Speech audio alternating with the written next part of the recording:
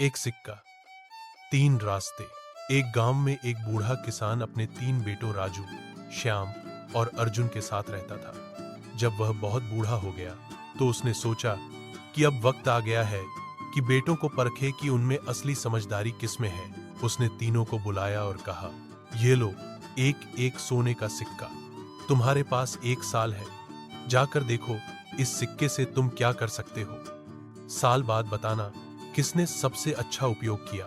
राजू ने सोचा, इस सिक्के से मैं धंधा करूंगा। वो शहर गया, सस्ता माल खरीदा और महंगा बेचा।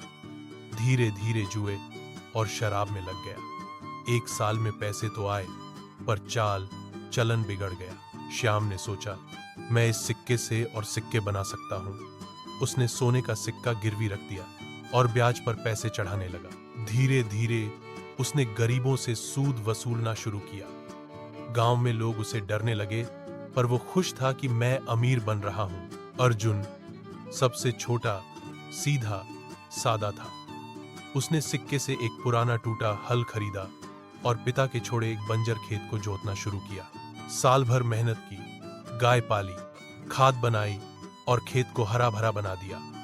खेत में अब अनाज की बालियां झूम रही थी। 1 साल बाद तीनों भाई पिता के सामने पहुंचे। राजू बोला, मैंने सोने से 10 सिक्के बना लिए। श्याम बोला, मैं गांव का सबसे बड़ा साहूकार बन गया। फिर अर्जुन बोला, मैंने उस सिक्के से जमीन में जान डाल दी। किसान ने तीनों की बातें सुनी, फिर अर्जुन के साथ खेत पर गया। खेत लहराता दिखा और किसान की आंखें नम हो गईं। वो बोला, राजू, तू पैसे के पीछे भटक गया। श्याम, तू लोगों का खून चूसने लगा। पर अर्जुन, तूने धरती को सींचा, मेहनत की इज्जत की। सच्चा बेटा वही होता है जो अपने बूढ़े बाप की जमीन को फिर से जिंदा कर दे। उसने अर्जुन को गले लगाया और उसे सब कुछ सौंप दिया। राजू और श्याम गुस्से में थे, पर समझ चुके थे, धन से बढ़कर धरती और मेहनत होती है। शिक्षा, पैसा कमाना आसान है, पर जिम्मेदारी और सेवा करने वाला ही असली वारिस होता है।